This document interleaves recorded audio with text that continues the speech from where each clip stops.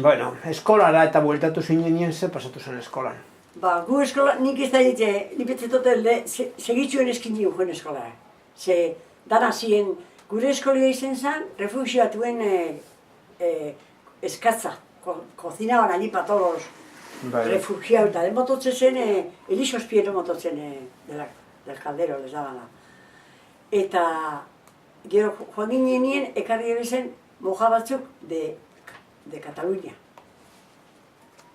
De Cataluña. La primera palabra. Prohibido ese idioma. Parece que estáis ladrando. Ahí va, ladrando. Bueno, estas formales.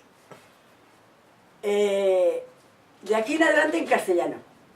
Y nosotras sota, caballo y rey. Porque no sabíamos. Sí sabíamos hablar, pero mal hablábamos.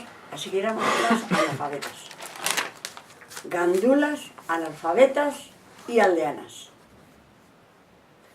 Luego vino un secretario a Elorrio que era catalán. Y le dije a su señora, tengo que aprender a dar los buenos días en catalán. A despedirme en catalán. Y era muy maja y me enseñó. Adeu, fills de mà, si Déu vol. Fills de mà. Pues yo, como si fuese no sé quién, voy y le digo a la madre asunta, al marchar. Adeu, fills de mà, si Déu vol. ¿Qué has dicho? ¿Qué has dicho? Ah, no sé, una catalana me ha enseñado. Pues que no te vuelvo a oír más. Joder, ni euskera ni catalán. Chúpate esa. Y así vivimos.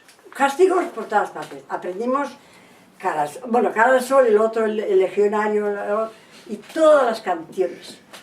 Casi usted. Eta, bueno, gero nahi pinoztan lana, haren mugiak, nundiz paseta ziren soldauak, que si habían cogido este pueblo, o aquella ciudad, o aquella capital, yo tenía que ir apuntando en las banderitas en el mapa, y me dio la mejor alegría que me... Porque yo andaba detrás de Pablo, sí, de mi hermano Pablo.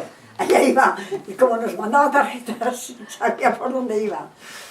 Y yo apuntando con unos clavitos, chinchetas, con chinchetas. Y yo hacía como que estaba enfadada, pero joder, tuve que aprender a... O sea, el Ángelus también aprendía a rezar en latín. Pero bueno.